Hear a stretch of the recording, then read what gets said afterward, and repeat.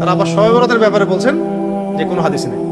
এক তো ছিল বাড়াবাড়ির ফিতনা, এখন নতুন ফিতনা হয়ে যাচ্ছে, কেউ কোনো আমলই করতে চায় না, মনে করে যে শবে বরাত বলে কিছুই নেই, ঘরে বসে থাকো খালি। আল্লাহ পাক আমাদেরকে বাড়াবাড়ি এবং ছাড়াছাড়ি থেকে হেফাজত করেন এবং সঠিক জায়গায় থাকার তৌফিক দান।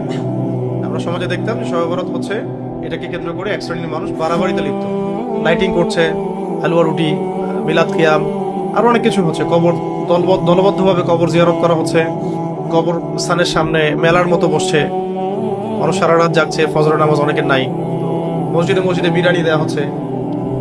মানে উপলক্ষটাকে মানুষ খুব এনজয় করতো। এতদিন পর্যন্ত আমরা দেখতাম যে শবে বরাতের মৌলিকত্ব থেকে সরে গিয়ে মানুষ বাড়াবাড়িতে লিপ্ত হচ্ছে। তো তারা এই রাতটি উপলক্ষে নানা অনুচিত কর্মকাণ্ড এবং রসম রেওয়াজের অনুগামী হচ্ছিল। ওলামায়ে কেরাম সবসময় এ প্রতিবাদ করেছেন এবং এখনো করছেন।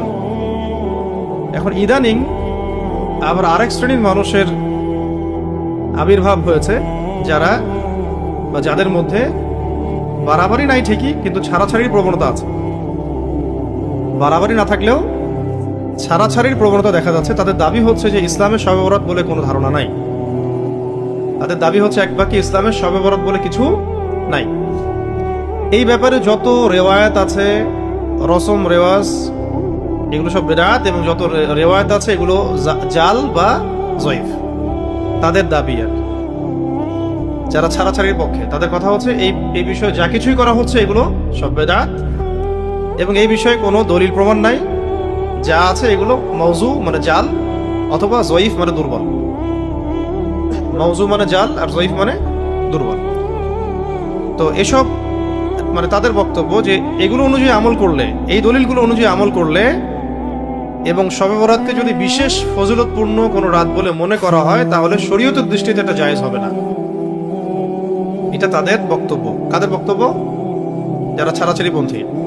এবং শুধু তাই নয়, তারা এই বিষয়ে বিভিন্ন পুস্তিকা, লিফলেট, ছোটখাটো কিতাবাদি এগুলো রচনা করে বাজারে বিক্রিও করছেন, বিনামূল্যে বিতরণও করছেন। বাস্তবতাটা কি? বাস্তব কথা হচ্ছে যে আগেকার সেই বাড়াবাড়ির পথটা যেমন সঠিক ছিল না, ঠিক এখনকার এই ছাড়াছাড়ির মতটাও শুদ্ধ নয়।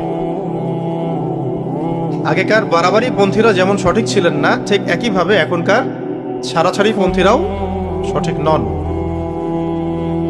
ইসলাম ভারসাম্যতার দিন এবং এর সকল শিক্ষাই প্রান্তিকতা মুক্ত। তো শবে বরাতের ব্যাপারে ভারসাম্যপূর্ণ সঠিক অবস্থান হচ্ছে যে এই রাতের ফজিলত